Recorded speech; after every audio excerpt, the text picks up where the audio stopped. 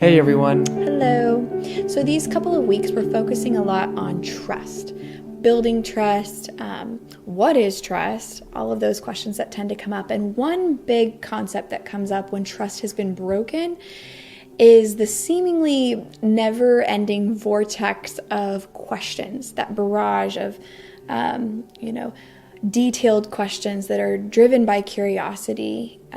So, for instance, if there was a breach in the relationship through an affair or pornography, a lot of times the hurt spouse will just start asking all these detailed questions. Who was it? How long was it? How was it? Was he or she better than me? All of these kind of details about the events themselves. And so we want to talk about that today. So when asking these questions, it is natural, but something that you might keep in mind as these questions are popping up for you is how much knowledge will protect me and give me a sense of control, and how much knowledge will traumatize me, because you have to live with the consequences of knowing. Yeah. We often ask couples when we're working in session on rebuilding trust, we'll ask them, do you really want to know the answer to that question? Or is it more about wanting your spouse to know that you have that question? Right. So it's completely natural to ask these things. Everyone does that has been through this. But keep in mind, once you know the answer, you have to live with the consequences of that answer. Right. And not, like you're saying, not everything that's natural is healthy or safe for you. And so if you learn these things, is it just going to send you in a tailspin of wondering and asking and giving you worse images than before? And so you have to go into these questioning times very soberly and not just frantically asking, but do you need to know this? And so asking questions is actually one of the crucial steps of rebuilding trust. So we're not saying don't ask questions, but we're saying ask the right questions. So rather than letting your curiosity just drive you into the tailspin that Adam talked about, think about the questions that would help you uncover the meaning and the motive as to why the breach in the relationship took place. So questions like, what did this affair or what did this activity, whatever it was, what did this mean for you? Were you thinking about our relationship? How did you feel when you came home each time? So you're asking kind of the deeper questions that get beneath the surface of the details of what happened. What needs weren't met within our marriage that you had to go outside of our marriage to reach? Yeah.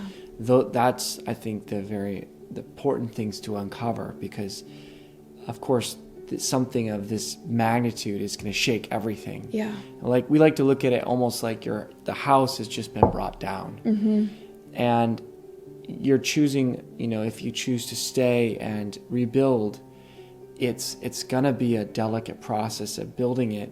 It's going to be a long process, but you have to clear away the rubble in order to get to the place where you can rebuild. And you can rebuild.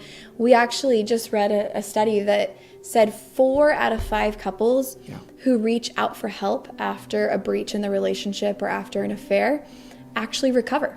Right. And in that recovery, at least from what we've seen, they're not just restoring trust, they're actually completely rebuilding their relationship, and it's better than it ever was. And people, when we tell this in a session, it's hard for them to see. Yeah. But generally, this is the reason why. As children, we're in our environment, and we learn what we're around, right? We learn what we live. But in our adult relationships, we live out what we've learned. So sometimes we pick up these very negative conversational strategies, or how we deal with stress or how we deal with pain, and it comes out in a very negative way in the relationship, and things start going south. And that's no excuse for going outside the relationship. Yeah. And sometimes there's not very good reasons for going outside the relationship. I mean, to justify it. Well, there's never a justifiable reason, Right. but we can sometimes put the puzzle pieces together to figure out the motive Right. that drove them to go outside the relationship. And so when we're in recovery process, we're learning tools to not only restore trust, but to build anew. Right. And to build it anew better than it was before. Yeah. So if this has been helpful, maybe really use some of these techniques of asking good questions. Think about the questions that you ask before you ask them. And because knowing that you'll have to live with the consequences of that knowing. And sometimes the better answer is not knowing. Yeah, it might be a really good question, and you can let your spouse know that you have the question, but the answer might be better to not know. So keep that in mind. Go to the Lord with the weight of the breach, the heaviness of the trust that's been broken, and go to Him in prayer and ask these questions in prayer. And then when you think about the questions you really want answers to, think about the knowledge that would be most empowering.